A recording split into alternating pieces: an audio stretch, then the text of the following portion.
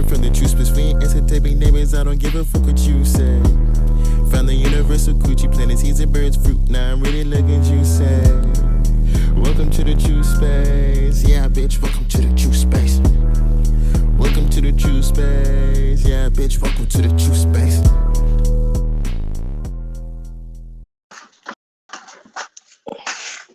What's good, soul family? Welcome to Truspace. This is your weekly horoscope. I'm your astrologer, Open Book.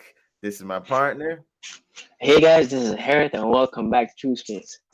Yep. So let's get at it. April 4th to April 10th. This week, coming off of that full moon in Aries, which is New moon. new moon in Aries, exactly.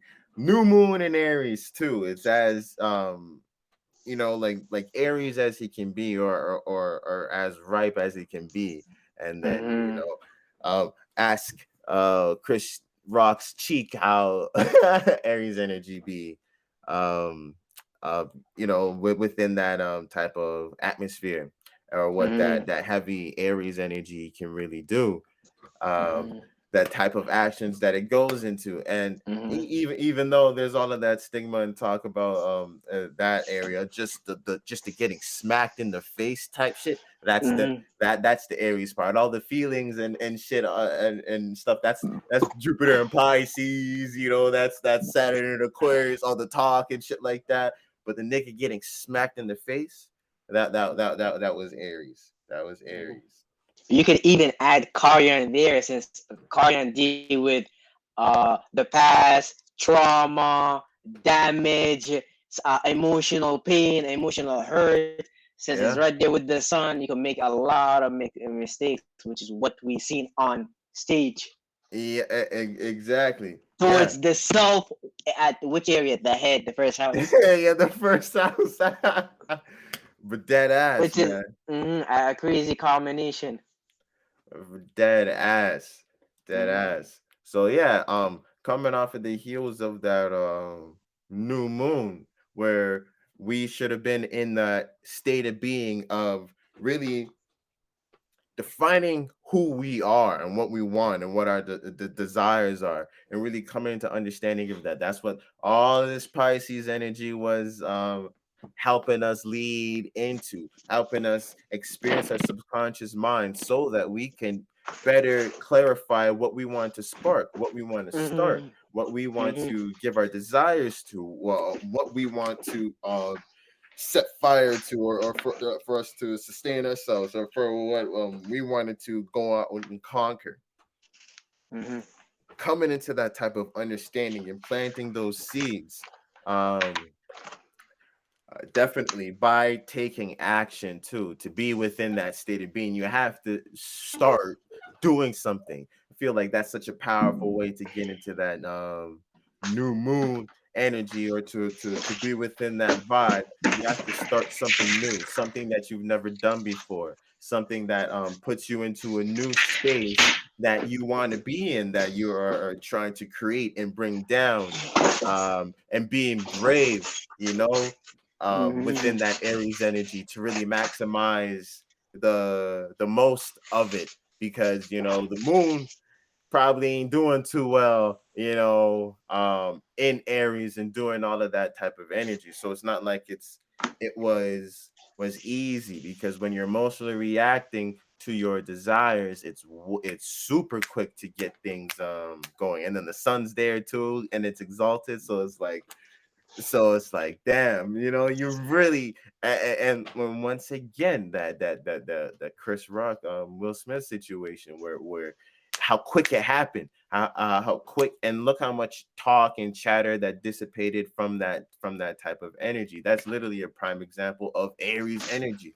of the spark of it just happening and starting to build up into other things. And that whole new moon energy is leading us into Taurus now. So how do you think that's gonna hit us when the moon starts into Taurus?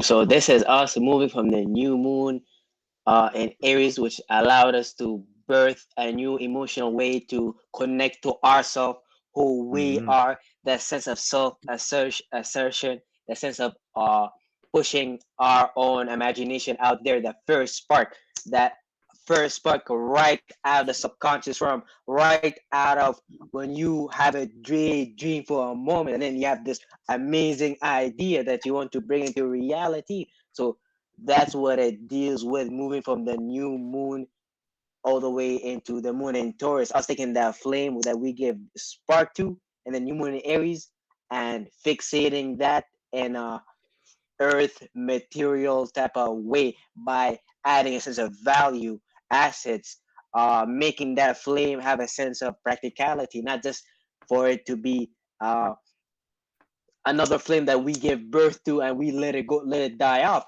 instead of Mm-hmm. learning how to fixate it and then mutate it and then cardinal it and so on and so forth, add more modality to it. So this is time where we're gonna emotionally exalt our feelings for the sake of our material success through having that vision initiated in the new moon in Aries. Mm-hmm. Mm-hmm. That new way of seeing yourself, that new state of being that you are stepping into, that new vision that you're stepping into, you're really giving it fuel, physical fuel. That's how I like to look at that energy. It's funny, Moses in the burning bush, type energy, but Mm-hmm, representing Aries and Taurus. But mm-hmm, how that spark really can get diminished and burn out real quick if it doesn't get some fuel or some source, or for it to get grounded and shit like that.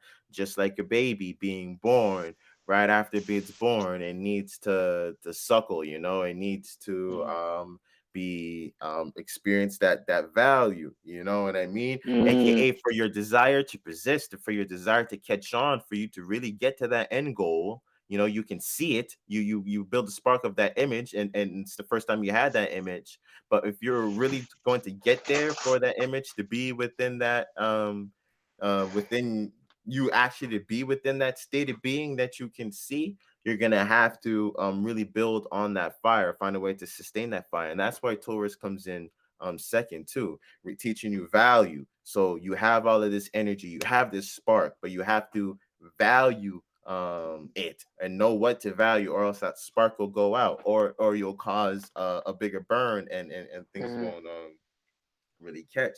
So that's really how like it plays out physically, uh, representing value, passing mm-hmm, on.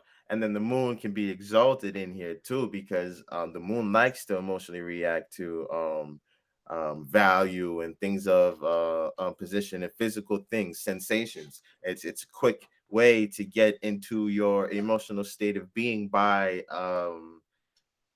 sensing things. And this can be very valuable if you're directing that energy into the visions that you're trying to start. And this is mm-hmm, energy that we're supposed to be in with the sun in Aries, moon in Taurus, mm-hmm, of you getting into that. Or you can really get lost in that sensing intuition thing, and let that flunk you out in the physical, and create circumstances, because the moon is what you kind of manifest within your life, your vibration, your emotional vibe, your aura is kind of what you start attracting to you. You're going to start attracting things that kind of put out that flame, or take you off of that path that would lead you down to going and conquering. So don't let that moon exaltation make you overreact to those things, and to that energy, to that aggressive, giving birth energy.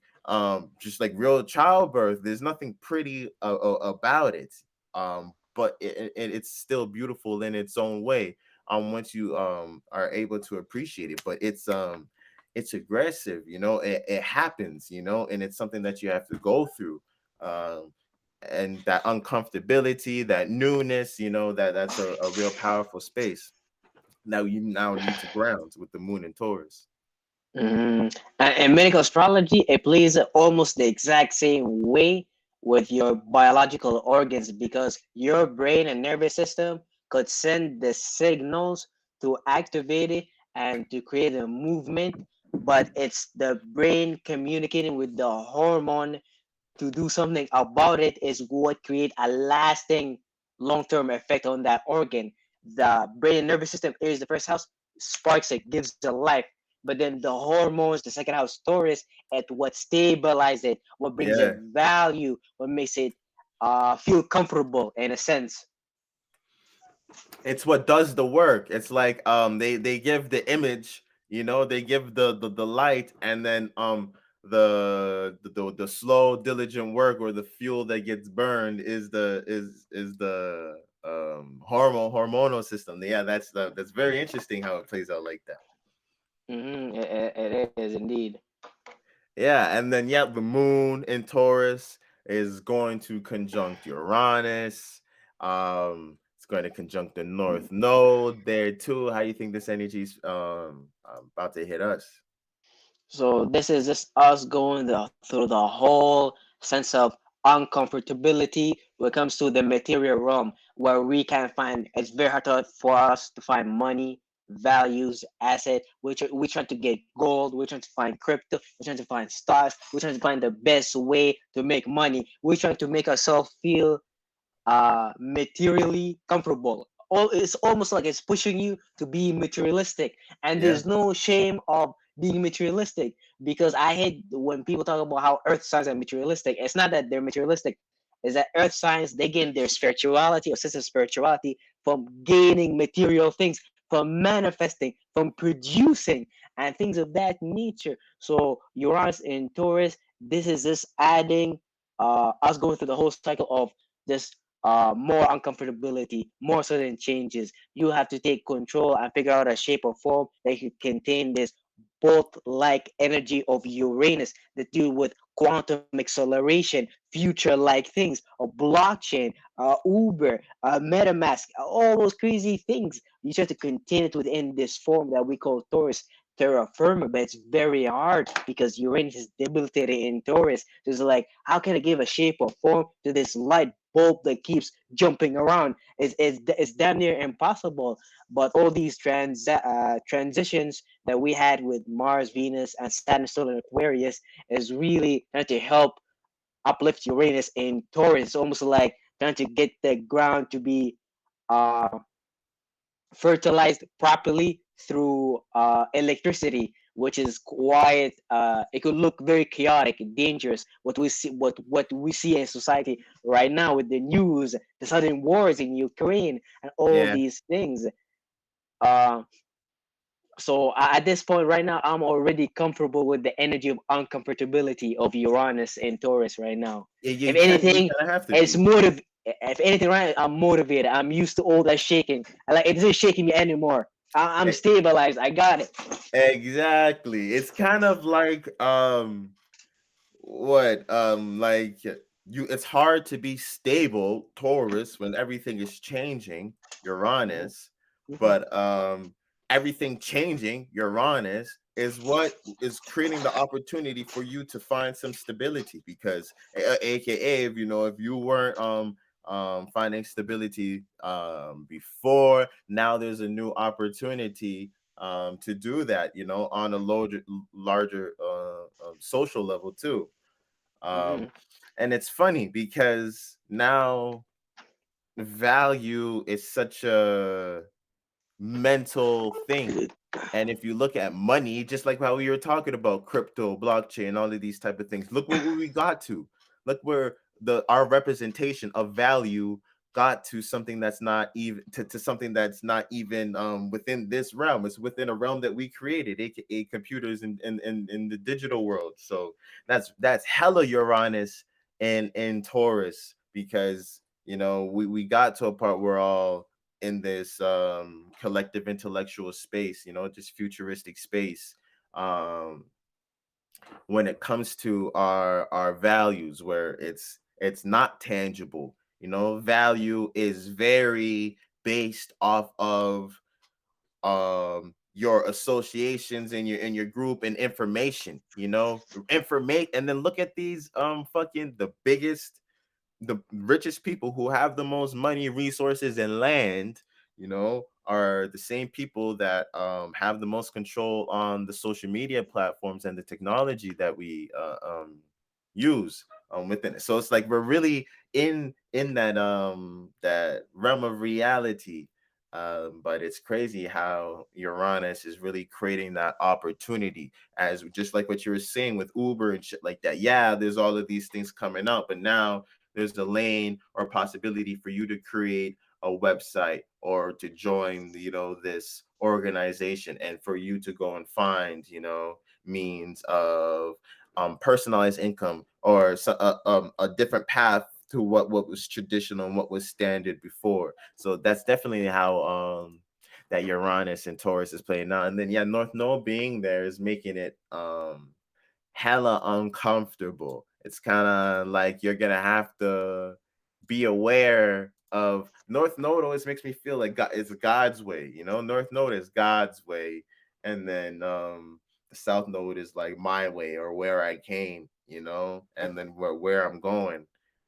is the North Node. But where are you going? It's not necessarily your way, because you're going into newness, you're going into experiences that you're trying to expand. So is it really your way that you're going into, with that type of perspective with the North Node? So it's like definitely into new territory, which is adding on to that Uranus thing. So it's definitely making it uncomfortable. But Taurus is giving us mad lessons right now, or at least we're seeing through this debilitation, and everybody value being so, disconnected. It's really pushing us to ask that question: what is value? To really go to that root and understand what value is, and what do we value, and what stability looks like. Stability doesn't look like what it looks like before.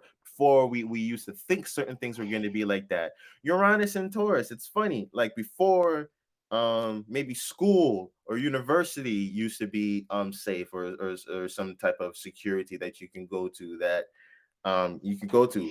Whether it ever was or whether it's not anymore, we don't necessarily even think like that anymore, because it's changing. It's going through the things that were stable before aren't the same things anymore.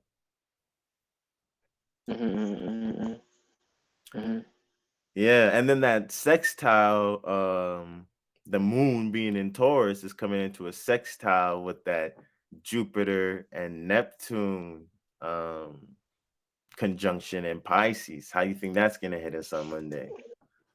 So this is powerful because this is Jupiter and its latest degrees and Pisces, along with Neptune conjuncting right there, and having the moon being exalted in Taurus, this allowing us to fully emotionally react towards our fixated material realm that we would like to mold into existence through having sense of what we value and what is an asset for us.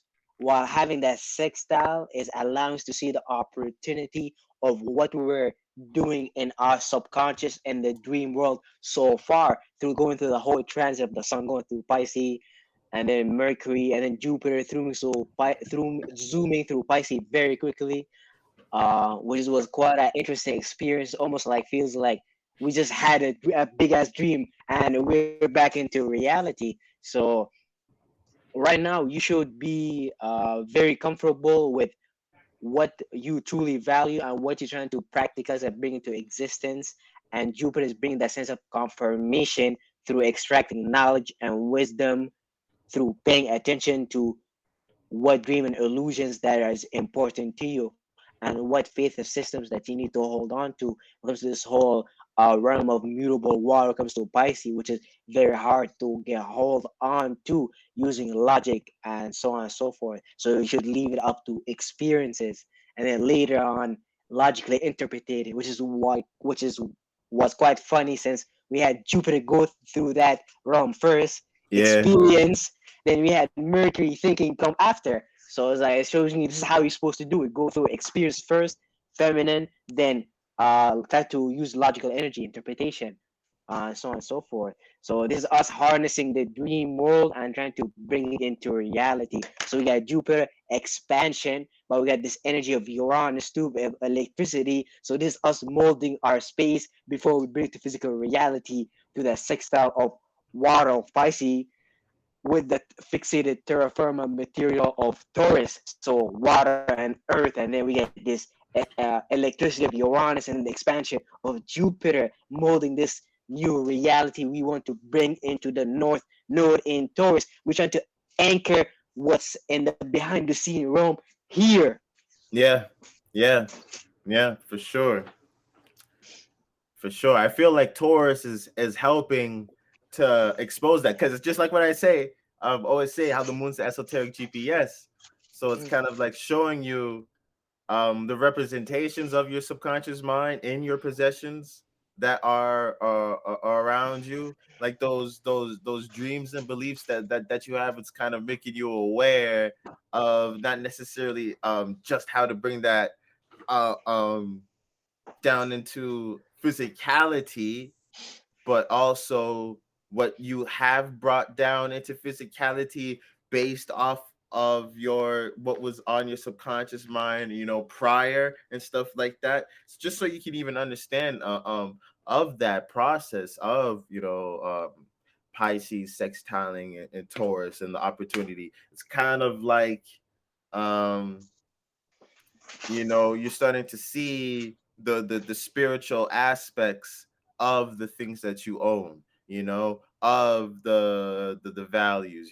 This sextile really started to help you see the meaning and reasoning behind, because just like we were talking about how they call earth signs materialistic and shit like that. Yeah, uh yeah. this is I'm really helping. offended. I'm offended. That's mad offended. But it's real shit. My mom's a moon in Taurus, and it's yeah. We're talking about that Jupiter and Neptune conjunction with the moon and Taurus sextile in it. But let's talk about a little bit about that Jupiter and Neptune conjunction and how this is gonna hit the collective. Um, Mhm. yeah, Mhm. how you think that's going to hit the collective at large? It bring it up. I guess we already been having that teased. Yeah, Already for kind of since been showing. 2012, since we had like Neptune entered Pisces, so like we already had this feeling of starting to understand a sense of spirituality, going through the whole journey of starting in the conscious community and then going diving deeper and deeper into different layers because conscious community and like the whole YouTube scene has its like level of awareness. You go from Yeah, this part of YouTube of this level part of consciousness into this part of this consciousness into that yeah, part of consciousness, and eventually you might hit subconscious community. And having Neptune conjuncting Jupiter there, this is just uh like you, there's nowhere to run when it comes to the spiritual realm. The spiritual realm already was giving to us a hint of it, like a taste of it, with Neptune entering Pisces. But Jupiter conjuncting Neptune and Pisces, like you've been programming and tweaking your subconscious mind for a while since we had those Pisces transit and so on and so forth. And I want you to really learn how to manifest from the deep of your subconscious mind, starting with what you truly believe based on what you experienced and based on what you learned through that whole Jupiter through me zooming through the degrees of Pisces. And when Jupiter meets Neptune, Poseidon, the Lord of Neptune, the Lord of the illusions, the Lord of the defining the unseen realm. This is the most might be most misunderstood planet there is because hands down. everybody because like it makes no sense, and it's opposite to Virgo logic, and also as opposite to Gemini when Neptune's co-rules also Sagittarius. So like there's no way to logically interpret this. This is all about Jupiter conjuncting Neptune. This is activation power for you to go through uh, a spiritual experience since you've been expanding in that realm. So you're ready to go to a real Neptune portal gate. Neptune's grandma.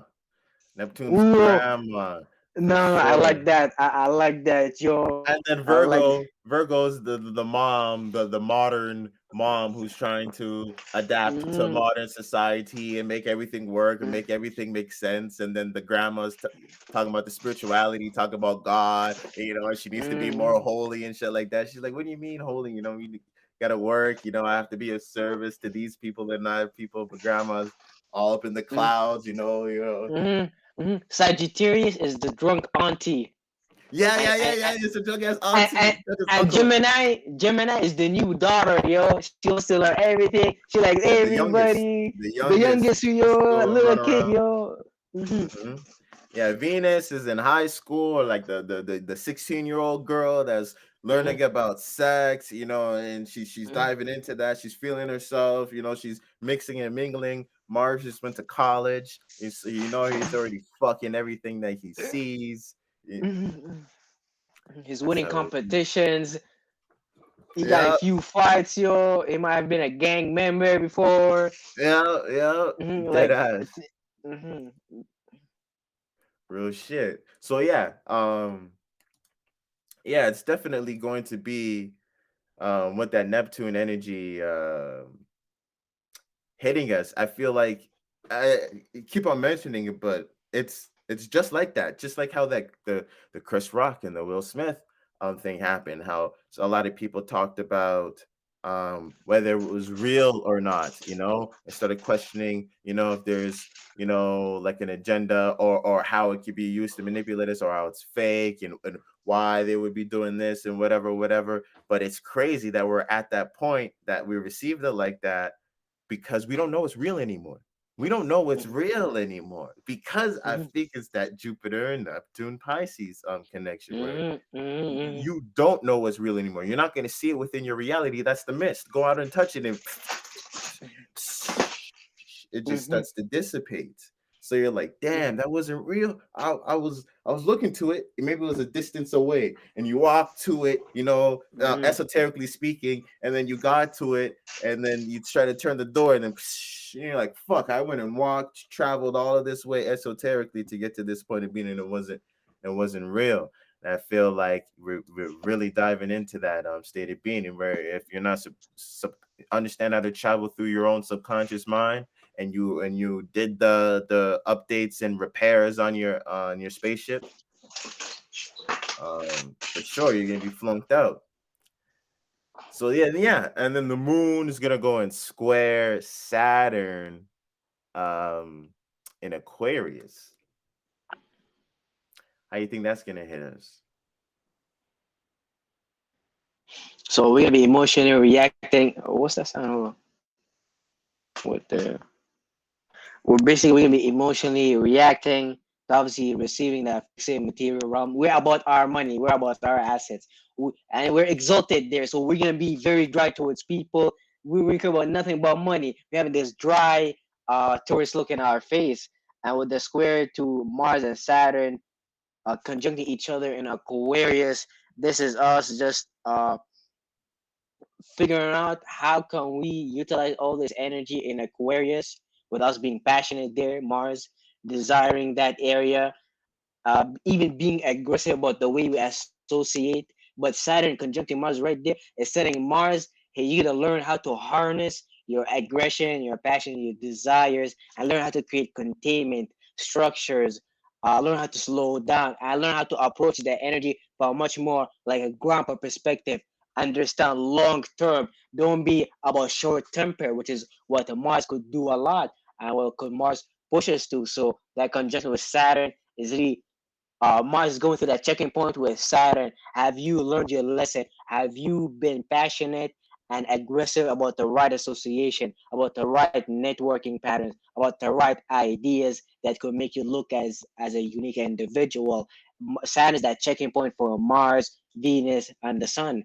And with that square is creating for you learning opportunity based on going through those early degrees of Aquarius to uh, figure out the right association so you could remodel your Taurus realm, remodel your material desires, and so on and so forth. But it starts with Hmm. the association. If you associate with the right people, you're gonna figure out the way to approach this Taurus fixated material world.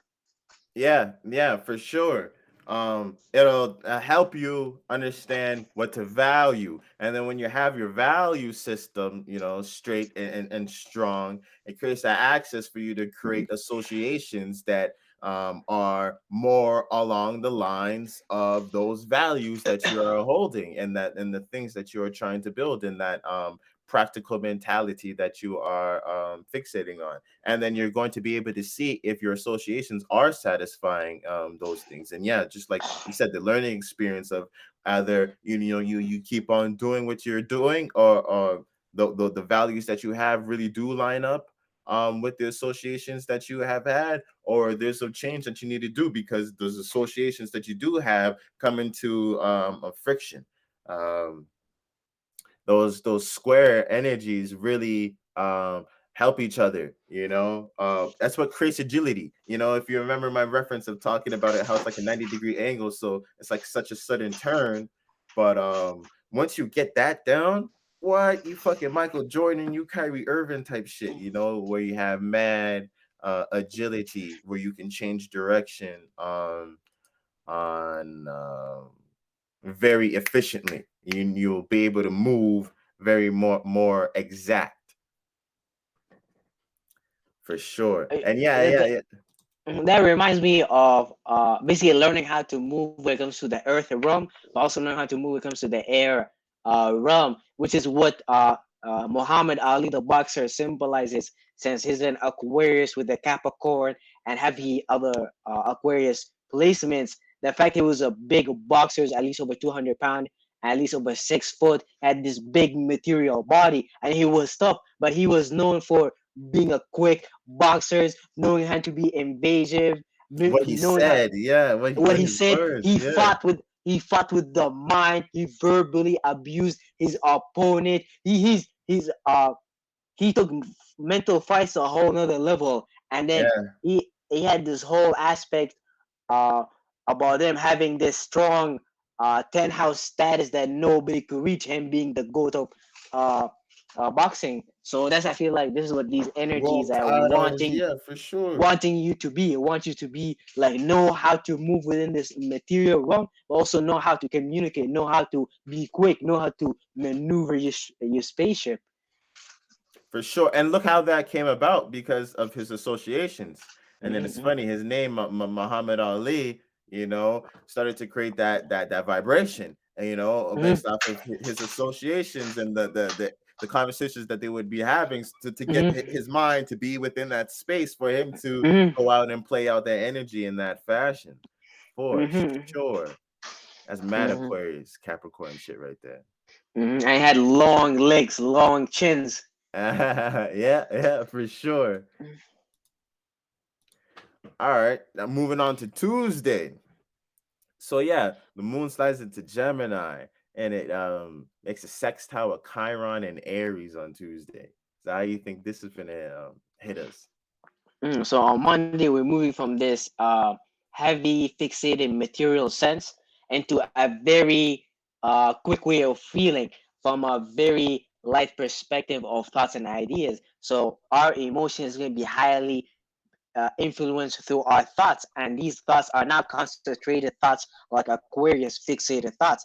This is not initiated, uh, action based thoughts like Libra. This is mutable thought. This is all over the place. This is us just wanting to be mutable and flexible when it comes to externalizing the way we communicate, us wanting to argue. But what are we arguing about? We're arguing about all those new emotional things that we're reacting to in the new moon in Aries, about the new sense, the new idea about ourselves that we give birth to. And then we took that, stabilized it. And then in Gemini, we're communicating about it. We're in that first quarter aspect of the zodiac wheel when it comes to the moon cycle. Yeah, springtime. That springtime Mm-hmm, energy. That mm-hmm, but both of them, the Gemini sextile with Aries and with Chiron and Aries definitely does have that ring of springtime. And with the Sun in Aries too, it's mm-hmm, really, yeah. You're right, man. The new vision that we're starting to see, the new vision of ourselves that we're trying to step into. This is the first collection of that information. of the results of giving birth to those things. When the moon gives into Gemini, it's kind of giving us that sense and that communicative, emotionally showing us that information that is there and making us communicative our emotions about this new I am, aka maybe you're going to be hearing you do that I am, and you try and step into that state of being and that vision and you assert yourself, but now you're starting to hear the talk of people around, or you're starting to talk and communicate these things, and it's creating that opportunity for Chiron and Aries, for the healing of the individual to really take place, for that I am to really sit into that centerfold and kind of be worked out, because now you're talking about it. You stepped into that I am seat, now, and now Mhm. people are either they're talking about it, or you're talking about it, but you're starting to get more information on how you can stay into that state of being where it may trigger you to cower away, or to be afraid, or to justify old wounds, and to be the lone wolf and type of shit. Well, what Aries could definitely get into. It's funny, people think Aries is just all out there. People don't understand how Aries can get so secluded. Aries can be Mhm. so individual, be Mhm. so Mhm. goddamn Mhm. individual. Just Mhm. uh Mhm. you think Mhm. because they're starting new things that they need you to start new things. You think, Mhm. you think, but they don't. But they don't. Yeah, that is funny, yo. Aries, they teach us about the self. This is what Aries teach all the zodiac signs about the self, yo. If Yep. you have yourself, you got nothing, absolutely nothing. Yeah, But real talk. having the moon in Gemini, sextile, and Chiron in Aries, that's almost like a sense of now I want you to emotionally react towards breathing through Gemini, the respiratory system, so you could heal Chiron, what's going on with your brain and nervous system, because the Mhm. oxygen is gonna sextile, hit a sextile, and go through the brain and nervous system, bringing the oxygen, those minerals and vitamins that you need to revitalize the area, deal with your how you view yourself. Like you could compare it to someone passing out because he doesn't have enough level of oxygen. But then Yeah. when he regained those level of oxygen, he wakes up. He could see his brain Yeah. and nervous system function again. So this is almost what this transit looks like, and in my opinion. Yeah, that's true, because you're headstrong. If you keep a steady breath or a steady rhythm, and you're breathing good, you'll be more alert. You can even wake yourself up and become more alert, Mm-hmm. through Mm-hmm. breathing and stuff like that. So hands down, I see that. Mm-hmm. Yeah, and then Venus is on that cusp to Pisces on Tuesday as well. It's about to enter into Pisces, leaving Aquarius. How you think that's about to hit us? Venus being Well, exalted. 100%. That's actually that's very exciting because we already went through the major Pisces transits. The sun going through there, Jupiter zooming through there. So like so far, we know what we are dreaming about and how we've been tweaking our subconscious mind. So Venus, the exaltation of Pisces coming here. This is the time for us to enjoy those dreams and illusion, the dream realm that we'll be building for a while. These new faith systems. Every time you close your eye, you have this beautiful imagination that you're chasing towards. Venus right there is coming to add you that whole morning star energy for you to chase after those dreams and illusion. You might even get lost in la la land trying to chase after your dreams and illusion, because they like to call Venus the light bringer, and that is true fact because Venus energy plays very blindly, it could blind a person very quickly. So, but Yeah, knowing but if you already know who you've been associated with and the right ideas that you've been molded together to get structure from, then you shouldn't be worried about from Venus going into from Aquarius to Pisces because you value the right association. So right now you could dream with your associates. Exactly. And you can share that dream on a collective level and it not be, diminished.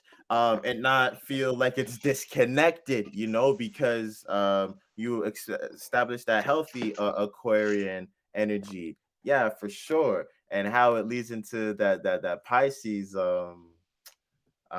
belief, where you're starting to and then even look at how Neptune, Jupiter, and Venus being in Pisces, all of the heavy, all the energy that makes up Pisces being in Pisces right now. That's pretty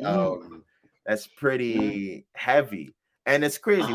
Coming out of Aquarius, if you have your mind fixed, aka your spaceship, aka that air bubble, and you know your mind and your thoughts, and you know, and you are fixated and controlled in how you share your thoughts with other people. When you go into Pisces, and when you take your feelings and emotions and your relationships and how you balance within to this subconscious realm, and you get a thought, you know instantly if that's an op. You know if that's subconsciously coming from an op, or if that's mandem. You instantly know, because you're paying attention and you're valuing, your associations, and you're balancing with that area of life. So now, your that spaceship, that chakra, when it's going into that area and realm of reality, there's thoughts that trigger, because your subconscious and the states of beings that you and emotional states of beings that you're in are what channel the thoughts that come in, that what bring the thoughts that you're coming wherever you are esoterically, and that's what's bringing in those specific mentalities and ideas and stuff like that. So if you don't know how to travel within that, and then vice versa, by channeling specific thoughts or by repeating certain thoughts, you can get yourself into certain states of beings. So it's really helping you understand that axis right now, and now it's pushing you into that state of being part, where you have to be in that state of beings in respect to love, and how you balance yourself with one another, and how you connect, for sure. It's so crazy that how often does this happen? Jupiter, Neptune, and Venus in Pisces. That's really crazy. I can only see either you really, just like what you're saying, you manifest your dreams with your association with your associates, or you're just flunked out in the world. There's no other way I could see that energy playing out, because it's gonna look nice. You're gonna have all the justification and experience and wisdom and spirituality to justify your imaginations, that it's like nobody's gonna be able to pull you out of those waters, those depths. You're in all the way in the ocean, and nobody's swimming out there. That's deep.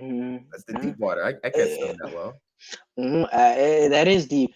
This is why we went through this whole from a medical astrology perspective.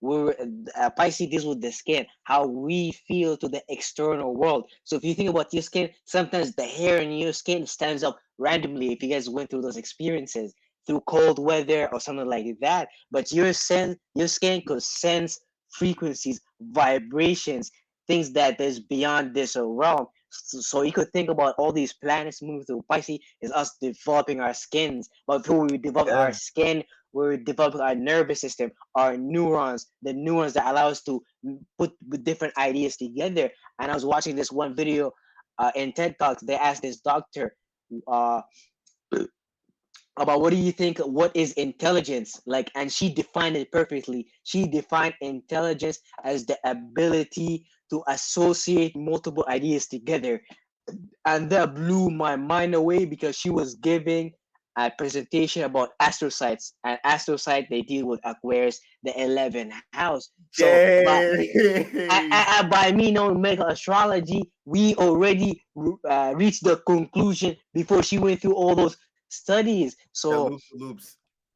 through the whole loops. So you could right now imagine us developing the skin, Pisces. Then before then, we developing the neurons, the astrocytes, Yeah. Aquarius, and then we've been developing the structure, the skeleton system, Capricorn. We combine this whole energy of this God realm to create this insane uh new spaceship, this new physical body that we're gonna take through Aries. And in Aries, this is when we really gonna spark those neurons, those flames that the new astrocytes that we molded already that then allows to connect this neuron with this neuron with this neuron. Yeah. We're getting almost like a super brain nervous system activation. And with Yeah. Carrion there, it's almost like this is we throwing the old model away and we're this super upgrade. This is super upgrade. This high nervous system activation. Yeah, where you're gonna have to start being able to process such high level thoughts, and that's crazy because Mhm. I don't know if you ever seen the social dilemma, um, just talking about social media tactics and how they brainwash us and Mhm. or how Mhm. they know the mind tricks and to get us keep us engaged. But he Mhm. said the guy who made the documentary and put all of it together, he was like how we have god level technology with Mhm. medieval institutions, which blew me away, which is exactly true because your phone's a lightsaber. Your phone is so powerful by the things that you can do, but yet Mhm. we're playing, Bubble Smasher or some shit like that. Candy Crush. Yeah, like Yeah, a what lot are of you his doing, moms wasted their life on Candy Crush.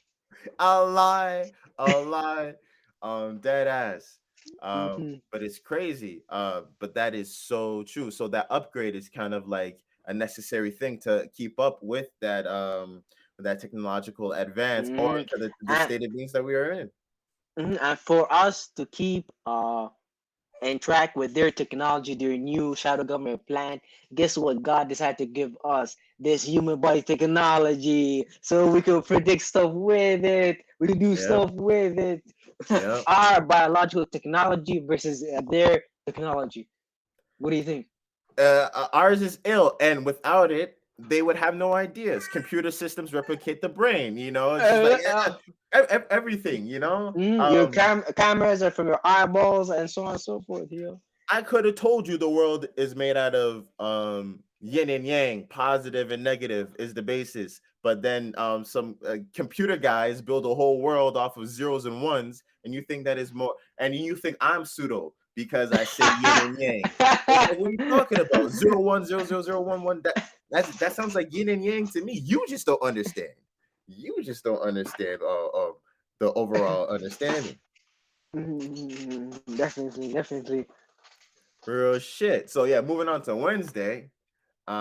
Moon being in the later degrees of Gemini, and now it's coming into sextile with Mercury being in the late degrees of Aries. How you think that's gonna hit us? So the moon first allowed us to hit this sextile, allowed us to see this opportunity first with how can we communicate or analyze about who we just developed ourselves to be with the new moon in Aries, but Cardian being the wound there, but Gemini having this whole Mercurian aspect of being mutable. It's not emotional, it's like very logical. It's just like to see this idea, and this idea. Like you could say Geminis, they enjoy mental stimulation just Yeah. for the sake of mental stimulation, not for the sake Hmm. of anything else. Like Yeah, that's if you meet a Gemini, you could see how he gets tweaked with just a thought, with just a new idea. I like that. Like this is why the third house deals with early education, curiosity, because this would make Geminis a jack of all trades if they know how to harness that ability properly. This is why they call them geniuses or complete retards, insane people. It depends on which spectrum they stand on. But this having the moon in late degrees in Gemini, this is us a bit, essentially figuring out how to go about communicating this new idea about ourselves. And the sextile is going to allow us to see an opportunity to know how to direct that flame that we're trying to logically interpretate with the Mercury in Aries, because Mercury in Aries sometimes could make us communicate too quick, or I guess think in a way that we arrive at the end before thinking our way through it, in a sense, thinking too fast. That what could happen with Mercury and Aries, and when with Moon and Gemini too. I feel like that's things moving a little bit too fast too. mm, Uh, but that's gonna allow you to really maneuver that flame, that injury in cardia, and push it away, heal the wound, lower that inflammation sense through air, oxygen. Yeah, real talk. It's like in tarot, the emperor is Aries. So it's kind of Mm-hmm, like that emperor wanting to go and conquer, and you having that vision of you wanting to go and conquer. It's kind of hard to hold back. You want to have it all. You have this vision, but then you go through it. So yeah, it's once you start getting that first type of information, once you get that first instance of truth of seeing that light that you have reflected, being bounced back, you're right. It'll kind of lead you to maybe jumping to conclusions or getting really excited. But you kind of have to, and it's not necessarily that that's bad energy, but know mm-hmm, that you're giving birth to a lot of thoughts, and that a lot of thoughts are going to come, or a lot of words that are going to be said, and to not forget the duality of the meaning of things. And yeah, you're going through a lot of new things, but let them simmer. It's springtime. mm-hmm, Let the summer energy take place, and for it to really to mm-hmm, show its colors, for it to blossom and to come mm-hmm, out. So it's not mm-hmm, necessarily be like, oh, I shouldn't be thinking of all of these things and being afraid about giving birth to all of these thoughts and ideas and these conversations and stuff like that. But hold on to them and really see their values and see which ones pan out, and that's the real test of the emperor. How long can you mm-hmm, hold out this flame? Just like what you was talking about with that Aries energy, with the story of Abraham. How long can you hold on to this flame? You know, mm-hmm, could you go through, all of those trials and tribulations and hold on to it? mm-hmm, That's what it takes to have the desire. So it's kind of like that mm-hmm. first instance, you know. Mhm. This is actually kind of very interesting because the Quran basically comes after the Torah and the New Testament, the Old Testament, and so on and so forth. But if we Mm, compare the Quran to Karyan, and then Karyan being in Aries, this is almost like, if you understand, the Quran is about telling you pay attention to the prophets. The prophets have the messages that brings the healing. So if you already understand Aries energy, you already understand what happened to Abraham through reading about his story through the Torah, the Bible, maybe having Karyan right there with the sun being exalted in Aries, going through that is the Quran, allowing you to understand the Prophet Abraham from a much more clear perspective, since they tell you this is actually you're reading an allegory as opposed to the Bible. And the Bible, they believe this is actually a character, but in the Quran they tell you, oh no, no, fam, you're reading an allegory. yeah. This is what they make you pay attention to the prophets. What do they say? So Karyan is teaching you, pay attention to Abraham. What is Abraham saying? Who you are? What does he want? How are you gonna assert yourself? Assert yourself. Real talk, yeah. Chiron and Aries does give that type of vibe, eh? Mm-hmm. And then um, the moon sextiling Mercury in Aries. Oh yeah, we were just Yeah, talking about yeah. We're just that. talking about yeah. Yeah, and then a trine to Mars and Aquarius, and Saturn in Aquarius, with the moon in Gemini. How do you think this is gonna hit? It's kind of playing off of that same energy with the Mars. Eh, it is playing off, but Gemini has a sense of communicating for the sake of being playful, like almost like a child. But we're having this nice trine towards Saturn or Mars in Aquarius. Like I see Aquarius as communication for a purpose, communication to serve humanity. So Yeah, you can see how us going through a lot of these transits with Aquarius is gonna affect, make us mature with the way we're gonna emotionally react towards this immutable Gemini energy, and we're not gonna be as trickful. We're not gonna be as childish. We're gonna be just we're gonna know how to communicate about this idea. We give birth to ourselves in the new moon in Aries through that idea and the understanding of the awareness we downloaded with Saturn and Mars and Aquarius, and that extra passion. Since air elements tends to sound very logical, sometimes too dry, sometimes too communicative, and things of that nature. yeah. You're so right. It's like reining in that Gemini mutability or maybe more so, as Gemini goes out and collects the Mhm. information, it brings it into Aquarius, and it can, Mhm. give it Mhm. purpose, give it, direction and stuff like that. Um, for sure. It does play out like that. And then with the Mars and being in Aquarius, it's helping you, yeah, beat your desires.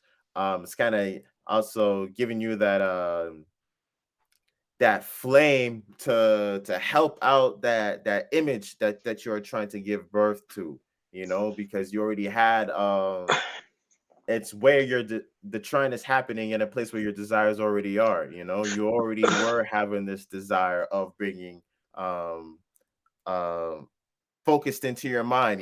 Mars being the planet of war, that's the spirit type thing. So this is how you exert energy. So this is what you're Mhm. going to war with, or what you're using as a spear. So it's already kind of lining up where you're using as a spear to help you bring out this new idea or vision of the stuff that you're trying to be. Mhm. And then the moon's gonna square Neptune in Pisces and Jupiter in there on Wednesday. I think that's gonna hit us on Mercury Day too. By the way, the moon being in Gemini. Oh, that's crazy. So this is essentially you having this emotional sense of wanting to communicate this new sense of individuality you've been giving birth to, but like you've been learning and expanding Jupiter and going through many spiritual experiences with Neptune all together conjuncting each other, and Pisces is like, okay, how can I communicate about this? I already birthed myself, it's right here. I know who I am. I went through Taurus. I know what I value. I have. Now I'm in Gemini. I think so. Uh, with Neptune and Jupiter being there, is like I'm trying to my best to communicate about these dreams and illusions, the behind the scene realm. This is where the square happens between mutable water and mutable air. They don't work together. It's very hard to bring them into reality. And a great example of that, if they could do it masterfully, is Kanye West and Kendrick Lamar. This is how Yep, this is the best way to describe it. The best way yep, to describe it: Kendrick Lamar and Kanye West. yep. Hands fucking down, yeah, for sure. And how they transverse the subconscious realm or different states of beings and bring it into words, and where their words really take you into certain states of being, and it not really being about the word, and now you're confused because you can say the word but now you're in a different state of being. You're like, what, how did this word get me into this state of being? Mm-hmm, But mm-hmm. they got you in that loop, they got you in the square. My left hand, what was it? My left hand was spiral, some shit like that. Yeah, yeah. Like some dumbass shit. And you're like, yo, what does that even mean, yo? Dead ass, but it puts you in a state of being. You're like, oh, okay, okay. You start dancing like water and shit like that. 100%, yo. Like if you like Gemini, like Kanye West and Kendrick Lamar should leave you as confused as this transit you're gonna be experiencing on Wednesday with the moon in Gemini squaring Neptune conjuncting Jupiter and Pisces. hmm Just think And about it as a Kanye West day. That's it. dead ass. Think about how it could go wrong, and thinking about Mhm. how it could go right, and how they use that energy, because only they can say certain things and that can get you into certain states of beings, and it be okay, or they get into those crazy confused type states of beings where saying a lot of things that you don't understand, and being in that realm of confusion, and being in that realm of subconscious energy, and still make it work and still be likable, and still, not get too lost, and still have meaning within their words, and there being a purpose and driven within it. And this is kind of Mhm. helping, I feel, kind of ground and neutralize that Aries energy and that Gemini energy that is going on, where you're giving birth to new thoughts and stuff like that. But that square with Neptune is kind of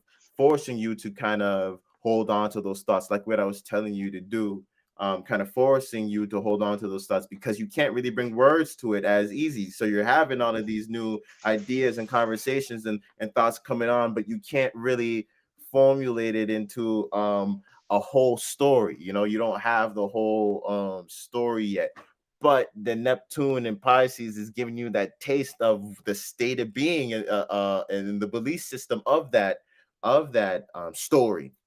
So you're already kind of tapped in to that story, but it's like and it's helping you hold on to it. Since you have a piece of it, you have an intuitive connection to it. You can sense it on a spiritual level, that state of being. So it's like so as the emperor, you have the vision, and then when you close your eyes, you could kind of imagine the state of being, what it feels like after you take over the land, or you conquer whatever it is that you conquer. You know, you can really get into that state of being. I think it'll help you Mm-hmm. do that. Mm-hmm. Hmm. Moving on to Thursday, Venus and Pisces. Venus and Pisces. It's going fully into Pisces now. Um, Yeah, mad flunked out. But yeah, just like what you were saying, it's definitely going to be nice. I think a lot of this, and then what's funny, look at how things like the mask things had dropped to. I think that there's an opportunity, or a real opportunity for us to get not just for us, but for everybody to get rocked to sleep with this Venus Well, and with that Pisces. Because Venus brings a lot of sense of unification. Venus is that pretty girl that bring all the guys together, even though they might not like each other. Yep. But Venus bring that energy because Venus rules Libra, but also rules Taurus. So it brings a lot of things that people like: communication, harmony, and also that fixated material realm of stability. So by Venus in Pisces, this is us really being put in a position to uh, go off the hill towards our dreams and illusions. And the Mm-hmm. shadow government could really utilize our love and our need of to appreciate this new opportunity they gave us, which is now wearing the mask and enjoying this new illusion that they put us in. And Venus exalted there, we might really exalt our Venus too, to a point that they could grab it and crash it down till us put up the mask again. Yeah. So Yep. this could be a quite interesting experience. But For with the sure. sense of Jupiter and the Sun and Mercury already going through there, I believe a lot of us already we developed a psychic ability, our subconscious realm, to a point that we recognize when there's false information. We recognize when, hey, there's a person out there trying to tweak our subconscious mind.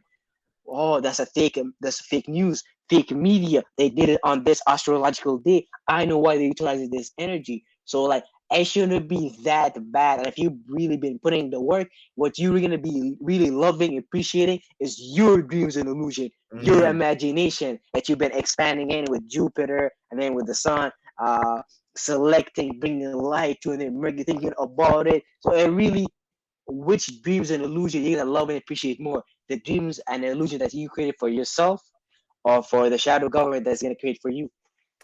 Yeah, exactly. That they're rapping, not making look all nice and presentable and stuff like that. But the ones that you are creating for yourself is tailored to you. It's made exactly how you like it and how you need it, and based off of your values. But you goddamn sure it's gonna look nice.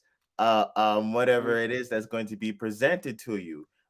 It's going to look as something that you could, dive into. But yeah, you're really gonna need to be linked into with your values, for sure. Mad getting rocked to sleep energy, and not even just on that shadow level, shadow government level, but also on that personal level of people talking Yeah. to you, you know, Mm-hmm. that that your relationships, and then getting on emotional levels with people too. I see it playing out that way. It's kind of like you're supposed to feel the way that other people are feeling right now, because Venus is in Pisces, and you're trying to create balance, on that energetic standpoint. So it can really make you go into states of beings, for the sake of balance, For the sake of bringing balance to mutable emotions, to the vibe of the room. You know what I mean? And this is where you can get exalted and run away. And just like how you're saying how we are familiar with that type of energy,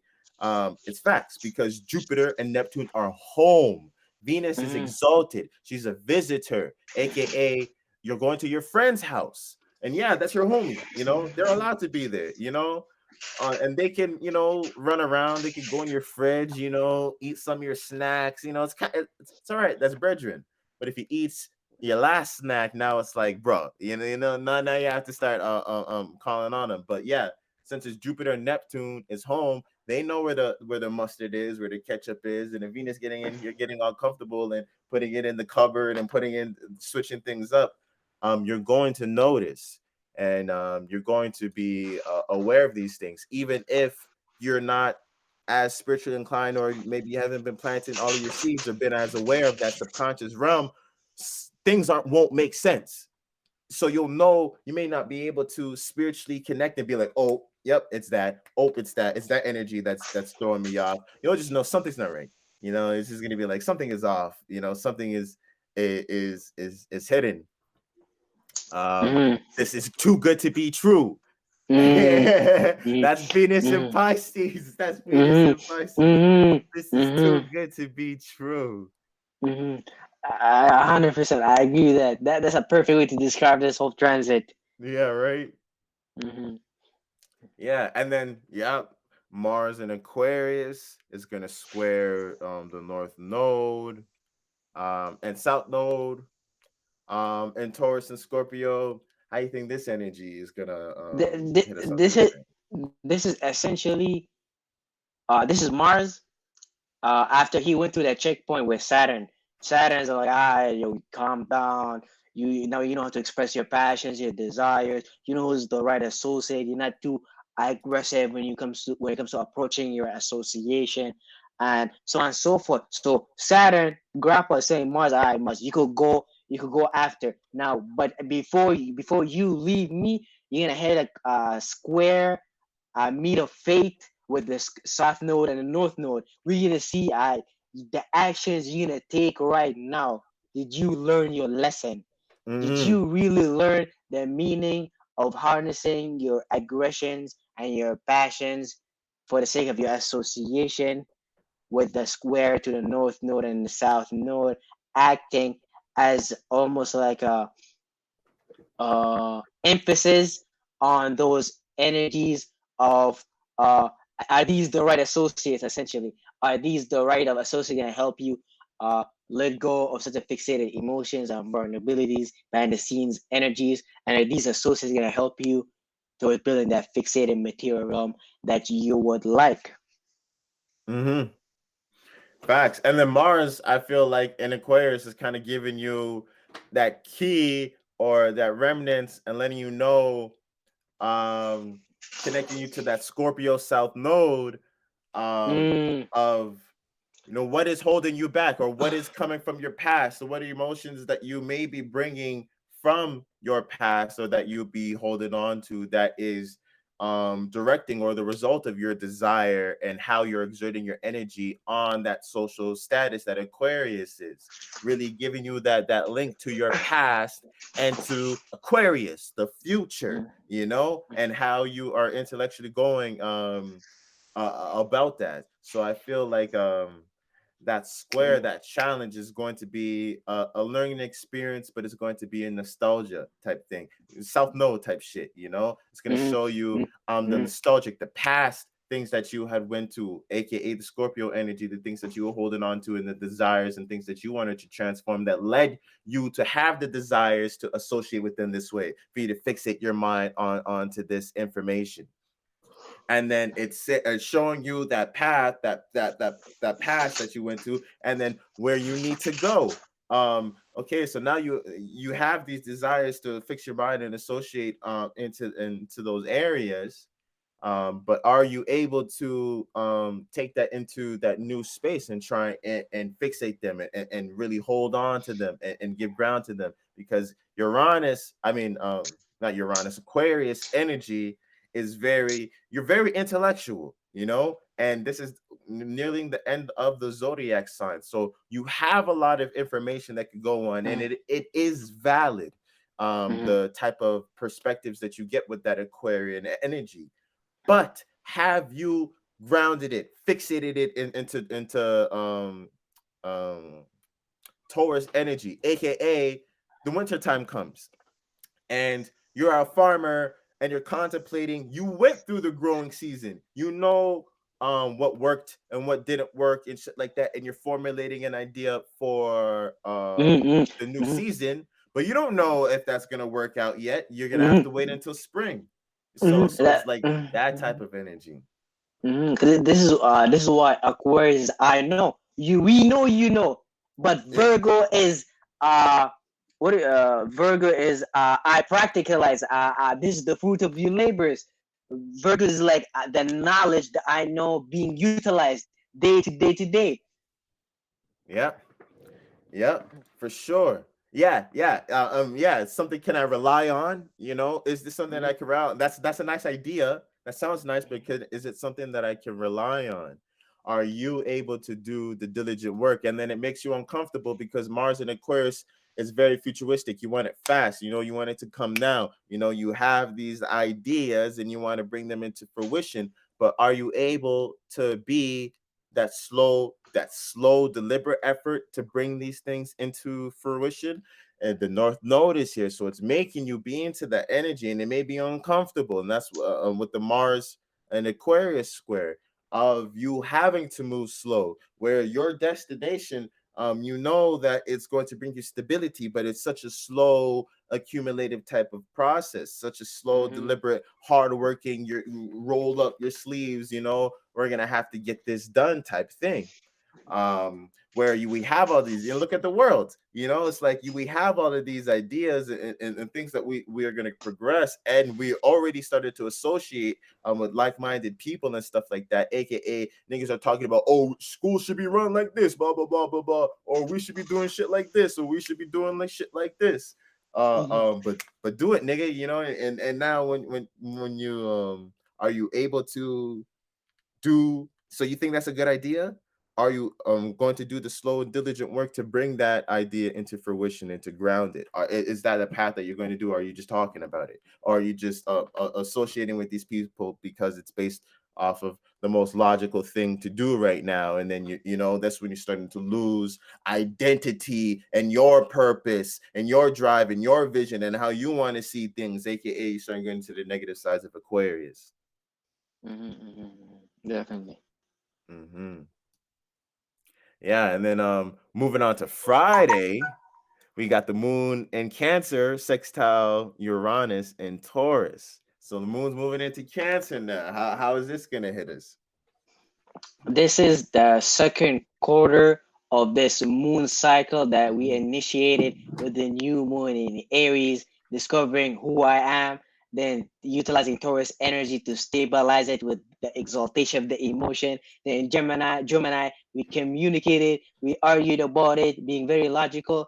And in Cancer, the second quarter, this is us emotionally deciding this is who we are. This is us being forceful with the way we emotionally think about ourselves, since all those energies in Pisces, the Jupiter and Neptune, could add a sense of too much emphasis on the collective as opposed to how you personally feel. This is where the Aries energy comes in, but Aries energy comes from a different perspective. It's the externalization of emotion, the cardinal emotion. But with Cancer, the water aspect of it, this is you like putting a blueprint into your subconscious mind.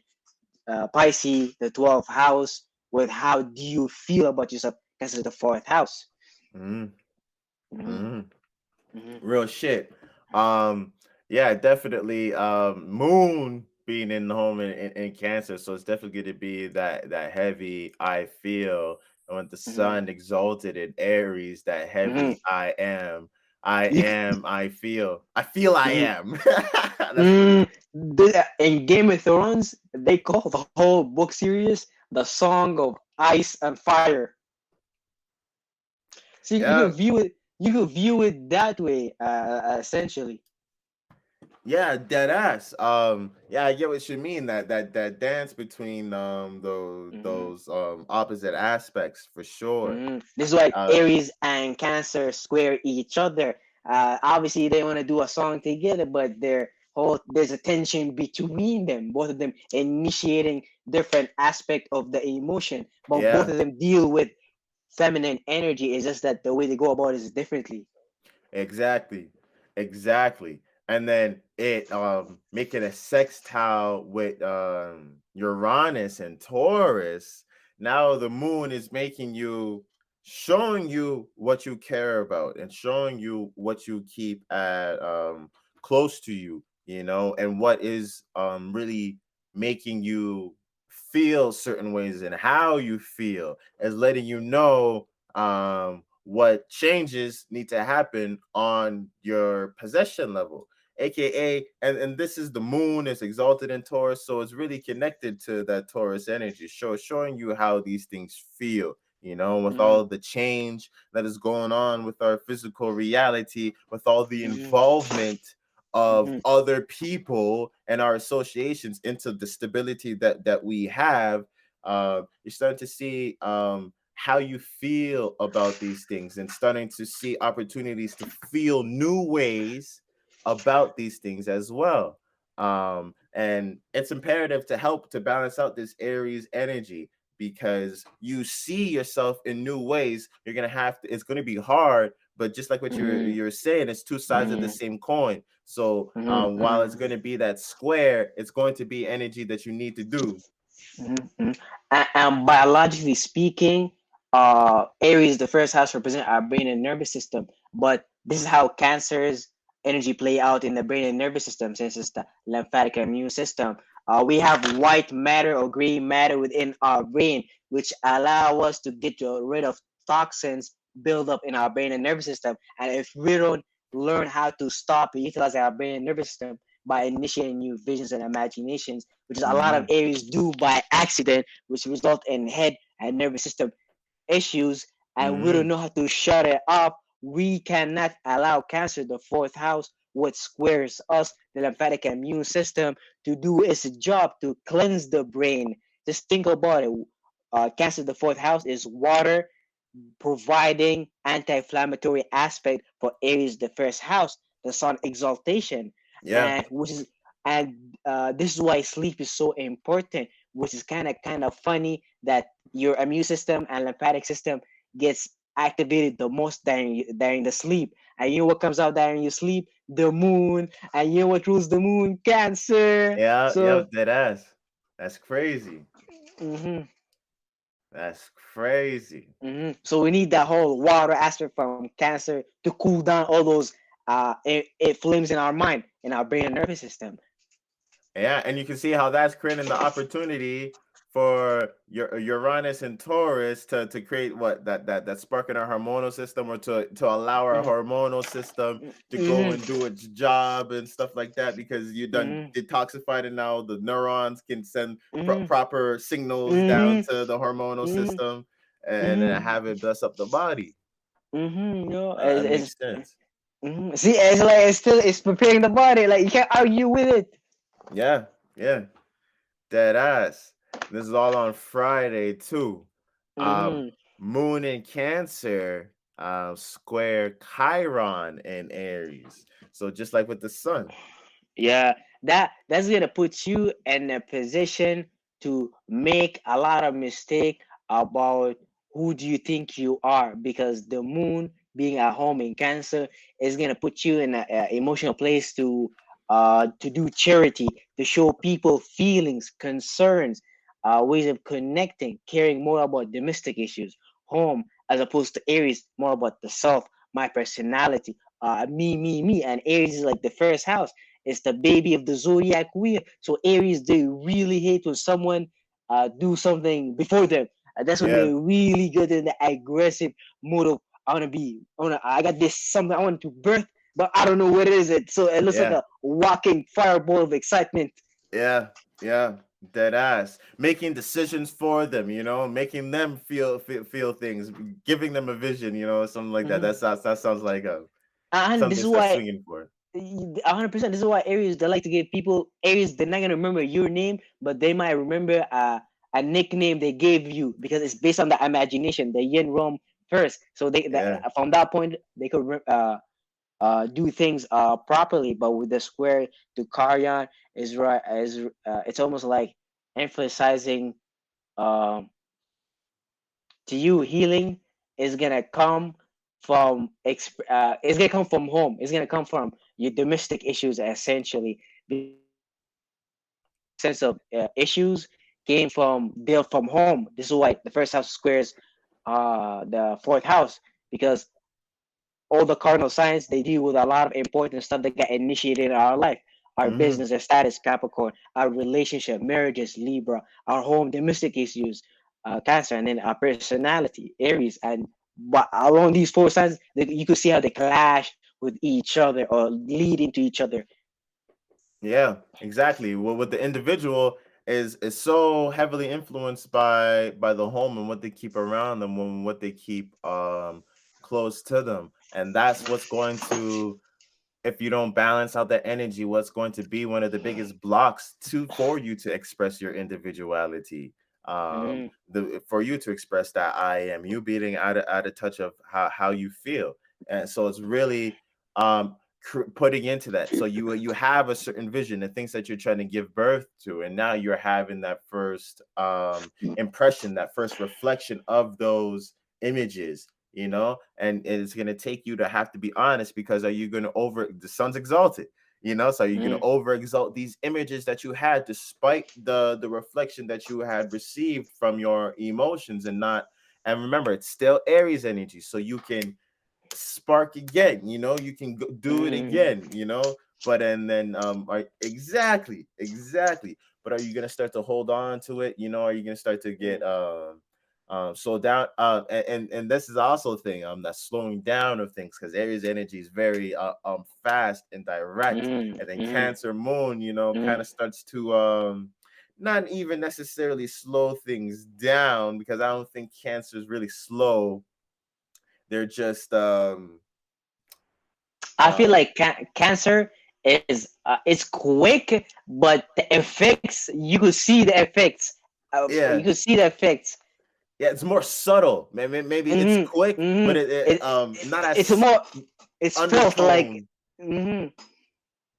more undertone type stuff. So, and that's how your emotions are, you kind of don't realize that things made you emotionally react, or that you felt so much about certain things, and that's something that would really realize. You didn't know that you maybe cared about these certain wounds, or that this mistake that you had made you felt this way, or that this vision of self that you were giving birth to, you didn't know that it would make you feel this way, or that this is a possibility. So it's really shining that light and being that first test of the Aries, of that I am. Mm-hmm. How do you feel about this I Mm-hmm. am, and how does Mm-hmm. this line up? But do you have to go back to the drawing board type shit?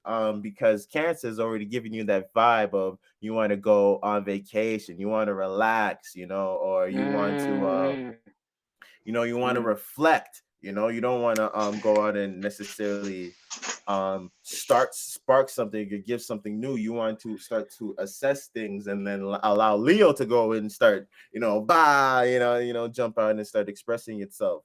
But so that's kind of that axis that it's doing with moon and Cancer, and the Aries energy with Chiron and the sun. Mm-hmm. Hmm. So Saturn Day, the moon being in the later degrees of Cancer, it's gonna trine Jupiter, Neptune, and Pisces. Oh Lord Jesus. Oh That, Lord Jesus. that's a great day to for Saturday to work to restrict to your boundaries, because you're gonna have all this heavy emphasis of water energies of because this is the moon in late degrees of Cancer, so you should already know how you truly feel about this new idea of self you gave birth to, and the new moon in Aries. Considering right now the moon in Cancer, you're in the second quarter of this whole phase, so the moon in late degrees in Cancer, you're gonna be like emotionally deciding about This is what expanding when it comes to Jupiter. This is my new faith system. This is how my subconscious is. So you could go off from that point to activate all those Aries alignment, specifically when Jupiter start entering Aries. For sure. And I found that that energy with Cancer and Jupiter, one thing that you have to watch out for with because Cancer's, I mean, Jupiter's exalted in Cancer. Mm-hmm. um, with that Cancer energy, with those feelings, because when you go through new feelings and you feel new ways and initiate new ways of feeling about things, it brings you experience, and now you experience that water, and now you can gain wisdom about it. So you can gain wisdom in meeting about things. So this is why Jupiter gets exalted, but then Cancer is representing home. Cancer is the fourth sign, so it's like your comfortable space that you had created for yourself, that square, so that box of comfortability, because once you start spreading out, and then that's the lesson for Cancer too, and learning to be comfortable with the uncomfortable. But with Jupiter being on that expansion, I feel when you get too into that comfort zone, or when you value that comfort zone, or emotionally react to what's too comfortable, and you're not allowing yourself to try and be comfortable with the uncomfortable, that Jupiter exaltation can really gives you a big head where you think you have more wisdom and knowledge about everything, and and you can see and perceive everything, but it's really in this comfort zone. And once you start stepping outside of that comfort zone, you don't have as much faith, and now your belief and intuition isn't as powerful. So then that trine would speed roll you into a delusion, would speed roll you into um thinking something, and that is not true, get into the delusion and non-physical, not real aspects of that Jupiter and Neptune concept. So to really balance out this energy, I feel you have to know to try and be comfortable with the uncomfortable, and to know how you feel, to be aware of that. I feel like Cancer, why so many of y'all probably in jail and kill on these full moons and shit like that, is because y'all jump at that first, y'all feel something and then react on it. But uh really understanding why you feel that way, or allowing it to be taken in as data or analysis, to really be secure within yourself, and to allow uncomfortability to be in there. Now you are allowing yourself to expand when you start, you're not constantly feeling new ways about the same thing, or trying to stay within this comfort zone. Now you're initiating new ways of feeling about all of the things that Jupiter is showing you within your subconscious, all of the things that Neptune is showing you within your subconscious. And all of it is not going to be comfortable, because now you're starting to include exterior energy that is outside of the home, that is outside of what's personal and what's close to you.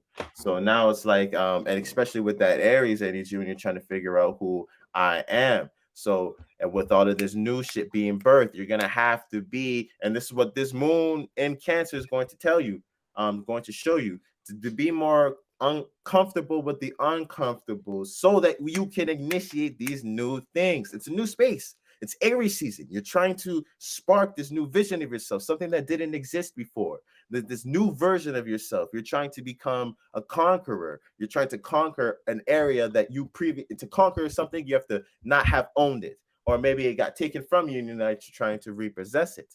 So you're entering into new space. So it's real imperative of you being comfortable with the uncomfortable. I feel like that moon transit is going to be there. And then Saturn Day, and then the moon's in Cancer. The moon's in its dignity in Cancer, with the opposite energy of Saturn, and Saturn Day with that Capricorn energy. So it's really creating that friction, creating that type of understanding that you're gonna have to deal with this type of stuff in order to move and progress forward, or to deal with these emotions in general, for you to understand how I feel. Can you hear me with this microphone? Yeah. Oh, it works. Oh, it's crazy that you said it's Sabbath day because while the moon is in late degree Cancer, we're having opposition to Pluto and Capricorn. So while you're obviously expressing all these emotions about this new idea you gave birth to yourself, who I am, I guess this I got this new individual that I want to express. But then right now I'm emotionally react. I'm at home reacting to how I feel, trying to bring my domestic issues, my family towards my new sense of self. Because how Mm-hmm. can we express our new sense of self to the world, the collective, the upper portion of the zodiac wheel, without letting our family see it first? First, like before the third house, which is our siblings, co-workers, people surrounding us, but Mm-hmm. like it's in the same area. So we have to go through that test with our family first. Are the people within who we feel emotionally connected to? Because these people tend to be the one who control our status. The opposition to Capricorn, the 10th house. How far can we go in the world? You could talk to many people and ask them, uh, how far did you make it in business, or the material success, or their work in life, or whatever. It has something to do with the Cancer, the fourth house, their family, that Who held them down? opposition. It Mm-hmm. always it started at home. You grew up in home first. And that's the self-image too, with the fourth house, the immune coli. It's Hmm. what you're comfortable with is Hmm. a reflection of who you are and of your energy. And when you have to be familiar with this, of who you are, to go into Capricorn, the 10th house, to understand which role that you are going to be able to play. Hmm. So you're so right about how it starts at home. And Hmm. then I don't know if y'all watched that documentary, Kanye West documentary and shit like that, but his mama held this nigga down, and look how high of heights he was able to reach. The This confidence level he had, his he mom had gave a that to track. him. He had a track called "Hey Mama," I think. Hey, mama. It was one of the best tracks I ever heard in my entire life. I'm so proud of you. Oh yeah, yeah, yeah, for sure, for sure. He made a song about his mama. Bro, What nigga made a song about their mama? his mama gave him that ego boost that he needed to bring the subconscious dream world into reality. His Mm-hmm. mother, a feeling, Mm-hmm. literally. Look how powerful that is. Dead ass. It created that home, that stable image, that safe spot, that comfortability, that area of comfortability that is reinforced by that motherly energy. It never diminishes. You know what I mean? It's constantly there. Um, which is very powerful, or which allows you to go and Mhm, step into that 10th house, and mhm, have step into that the global aspect, step mhm. into starting to control things at a large If scale and start to manage things. if common law is Cancer, the fourth house, dealing with our domestic issues and family matters, then international law is Capricorn, the 10th house. Yeah, international law, yeah, for Yeah, sure. that's how we deal with other associate, because the 11th house is right there, but Hmm. also how we deal with uh, celebrities, gurus, world leaders. Sagittarius, the ninth house, dealing with higher education, God, religion, and so on and so forth. So Hmm. Saturday is gonna be like a heavy emphasis on the emotion and the self, but with a sense of the opposition to Pluto in Capricorn, which we know how does it feel to Pluto to be in Capricorn. We Mm. already know that we're going through this major transformation when it comes to this new business we trying to initiate, and so shouldn't be anything new. Just like with the whole Uranus and the Moon moving through the North Node and Uranus in Taurus, so there shouldn't Hmm. be. It should be a quiet Sabbath day. Yeah, for sure. And ain't that a T square with the moon and Cancer, Sun and Aries, and then Pluto and Capricorn? Well, the sun is probably not in the later degrees, so it's probably not making like an exact T square. But Yeah, yeah, yeah, yeah, yeah. definitely a lot of cardinal Mhm, energy on that Saturn day, that mhm, in that day of restriction. So there's a lot of new beginnings and a lot of new things that are starting, that you're gonna have to try and contain and mhm, bring structure to. And that Pluto and Cap, yeah, you're so right. Um, mhm. society is changing and our role in society is changing. So um how you use home um is taking on a completely different role, aka how you feel about these transformations is going to be very imperative for you to be able to make the right decisions. Oppositions make you make decisions. That rhymes. That's funny. But yeah, oppositions force you to make the start to decide. Things are happening. You're being presented with an opportunity, or you're being presented with a situation that you're going to have to start dealing with. So when you're emotionally reacting to comfortability, it will probably going to make you hard to transform and let go of the things that you are going to need in order for you to be able to go within that larger realm, to start to manage things and to present yourself on a global scale and play a role in society. For you to live amongst society, you're going to have to change and transform along with society as it's transforming. And then who you are as an individual is coming to challenge that, to give you that square learning experience so you can figure out how you as an individual in this self-image can play a role in this new structure of the world and how you feel about it, so that it dictates on what transformations you allow or how hard you hold on to those states of beings or those emotions and stuff like that. And if you're really willing to let things go, um, being comfortable with the uncomfortable, because transformation's not nice. So it's really when the moon in Cancer, the moon in its home where it is comfortable, it's really providing you that challenge of being comfortable with the uncomfortable. I know a lot of moon in Cancers that just like to be comfortable. You know what I mean? Like they like to be comfortable. There's one nigga I know when was on the island, it rains all the island, and I like rain too and shit like that. But he was like, "Fuck yes, it's about to rain.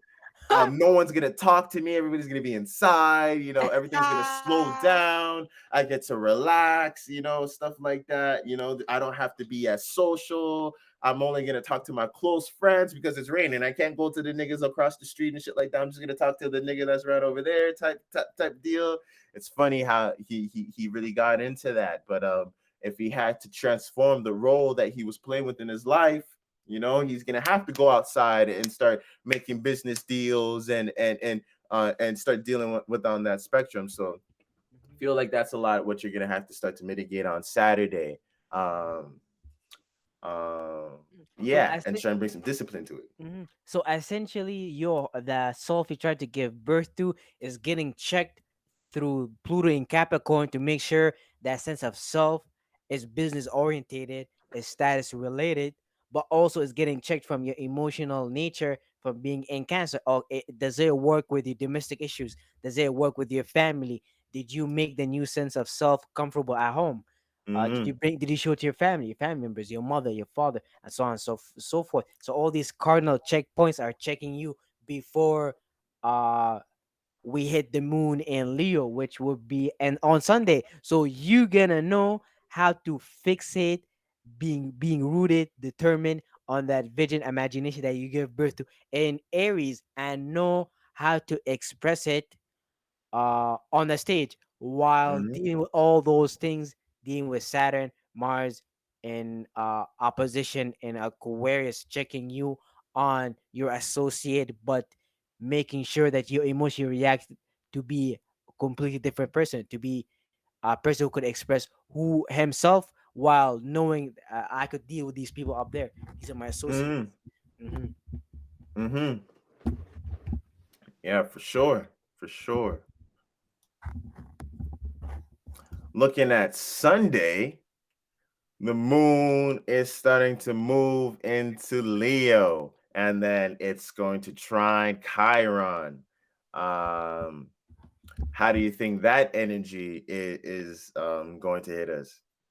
That's us taking all that energy that we give birth to in Aries, and with the moon in the moon in Leo, this us knowing how to entertain it, knowing how to express it, because as a Leo's fire is much more based on entertaining and having fun, as opposed to Aries. Aries has a much more aggressive approach, since they should separate from the overall to show everybody this is who I am. Leo is much more of a playful flame. So this is you actually knowing how to express that new self you gave birth to, and know how to put it on the stage, even though you might be a little bit too self-centered about it, since the sun rules Leo.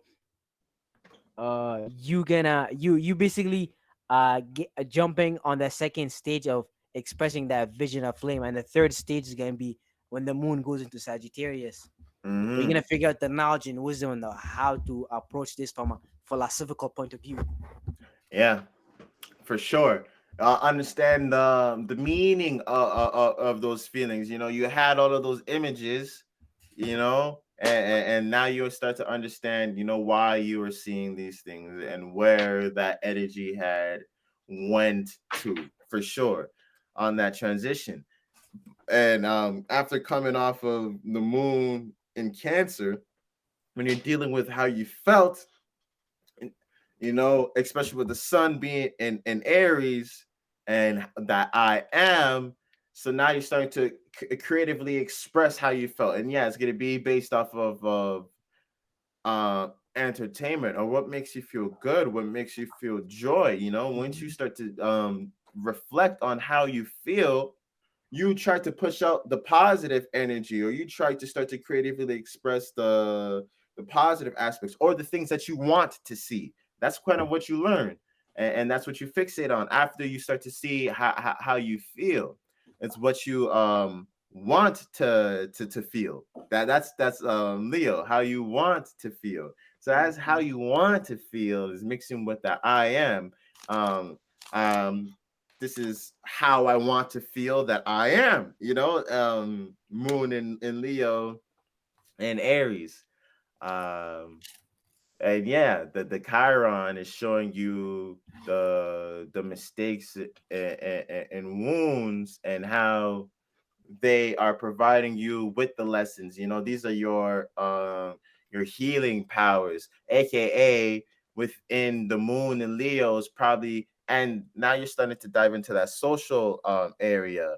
And now we're trying to figure out new IMs and how we can present ourselves um on that level, just like what we were saying before with the moon in Cancer. When you bring this thing at home, can you bring this to your close and loved ones, and can you express this I am, this image of yourself within that domain? And then once you start being social about it, at large, you know, after having going through that trial of being comfortable with showing it at home and having that home acceptance where everything starts at home, now you're able to go and project that outside into the external world. And this is going to help you heal the wounds on the individual, and maybe rectify your mind state around the certain mistakes that you had made before about the I ams, and when you had said I am this and it wasn't this, because now you are emotionally connected to that creative expression of yourself.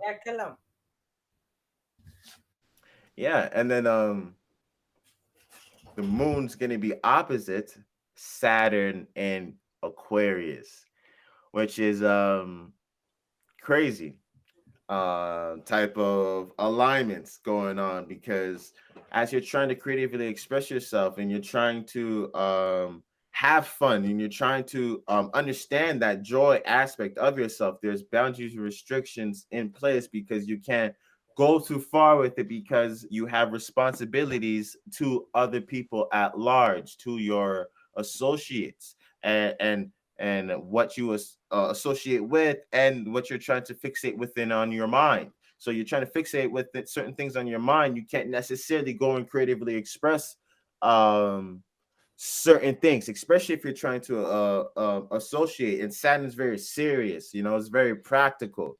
So that's like your inner heart song, you know, you wanting to go and sing it, but because of your duties or responsibilities surrounding your associates, you can't sing your heart song. You can't sing that song that you really um want. And that's what the opposition's really starting to show you, and how you need to mitigate. I feel Leo is very on that attack, especially with all of this Aquarius energy. It's very under attack and not too familiar. It's under attack, aka the sun. Leo ruled by the sun.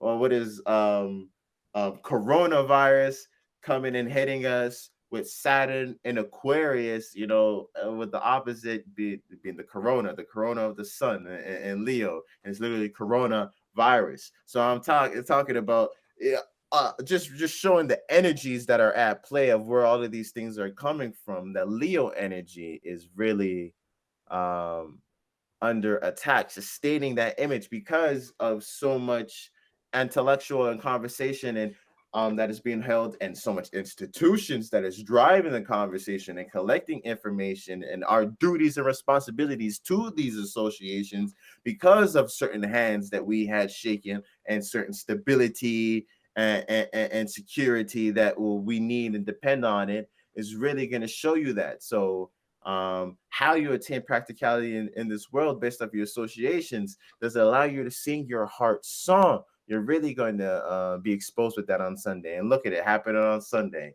Mhm. um, so that's something that's really going to start to shine. Are you able to sing that heart song freely and creatively express yourself when you're in the state of being of I am? Can you shoot out that light? And the world is going to oppose it, but are you brave enough, aka Aries, Mars? How bad do you want it?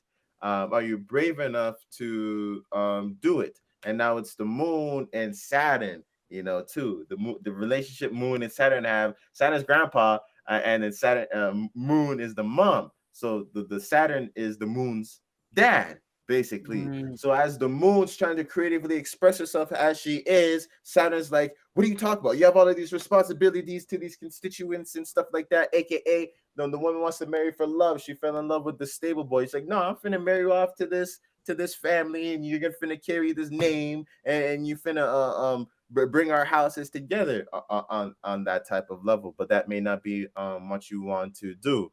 So the Moon is really going to help you, especially push this Aries energy and understand this I am, because you're going to show it out. And now Saturn and the world and practicality and all of the boundaries and restrictions around is going to show you how it responds to this I am, and it's going to show you what you're going to have to go to war with. Saturn falls in Aries because you need structure. You can't give birth. You can get structure, kind of comes after the birth type deal. And birth and spark into new things kind of shake up the structure of things. So they don't necessarily work together too well. But that opposition is really going to make that decision. Are you going to sing your heart song? Or are you going to heed to your responsibilities and stuff like that? And it's not necessarily bad either way you choose, but how do you feel after? Did that go against the I am and that vision that you had of yourself?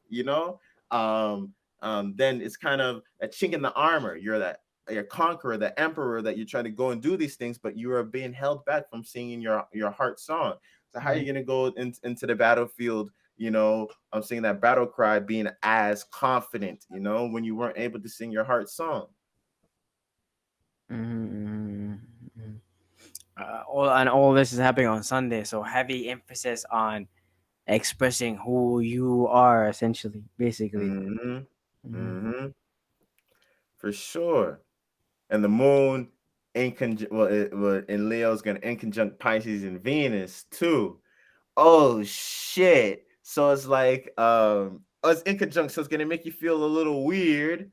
But I feel like the Moon and Leo, you're trying to sing your heart song, and maybe Saturn and Aquarius is like, shut the fuck up. And then Mhm. Venus and Pisces rocks you to sleep and tell you it's okay. Mhm. Basically, It's like it's okay. Hey, look at this. Eat this candy. Yeah, just suck on this lollipop. It's okay, right? It's good. yeah, I essentially. understand how you feel. No, you don't. But I Mhm. understand how you feel. It's almost like with the Moon and Leo, it's almost like you went up the stage, and then in conjunction with Venus and Pisces, making you not knowing how to act the dreams and illusion that you love and appreciate. Mm-hmm. Mm-hmm. Facts. And then the moon was square Uranus too. So it's like yeah, singing that heart song, as what other people are being Wh- influenced. Are you able to sustain that state of being? Yeah, yeah. mhm. Is which I was gonna just say that your individuality is getting hit from so many different perspectives. It's not for the sake of making you feel weaker as an individual, but it's for the sake of making sure that individuality is set in a tone that fits what's happening currently with Uranus in Taurus, and then Pluto and Capricorn, and then the moon Mm-hmm. in Cancer, and so on and so forth. This is setting you to be on the correct stage, not for you to end up like one of those Leos who's self-centered. Yeah. Yeah, for sure. And how you emotionally respond and how you feel about your creative expression and how you're able to go out and shine your light is really going to teach you how to start to stabilize your social life because Uranus has that Aquarian energy too. So it's starting to show you um how to utilize your social abilities or test you, giving you that learning experience as you're starting to shine that light and creatively express yourself. And with Taurus, where it's about practicality, where it's about the value, and this is heavy on the social scale with Uranus being there. So it's like when you're shining out that light, does it conflict with that stability, with that social stability, and how and the changes that is going on within value right now, or does it help it, is it giving it extra strength, you're going to find out. Leo is really about shining that light and it bouncing off and ricocheting, aka Virgo comes back and you start to analyze what makes sense, and you're able to analyze what makes sense after Virgo because you had shined the light from Leo and it had went and bounced off and reflected. You went and shined your light. You really put out that information out there, and then you're able to go and collect on how it is.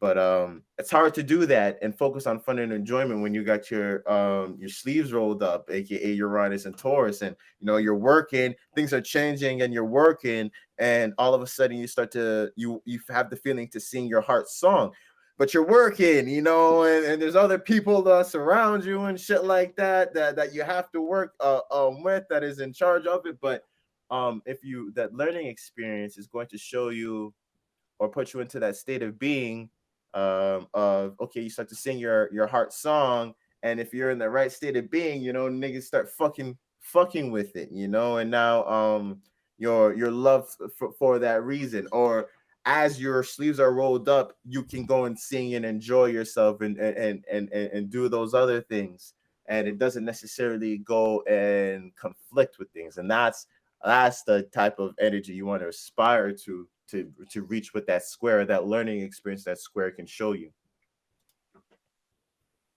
Yeah. Hmm. Yeah, for sure. So yeah, that's the week. Um, Looking at the week, yeah, that's what's finna hit us. Um, yeah, weekly horoscope. Check out our website, truspace.biz. If you would like to get a reading from us, you'll definitely find some dope ass services on there. Check out our YouTube. You'll definitely find some dope ass shit on there as well. Check out our Instagram, TrueSpace_, where we give you that daily esoteric content for the subconscious community. And Mhm. yeah, Thank you guys for listening. yeah, for sure. Peace out.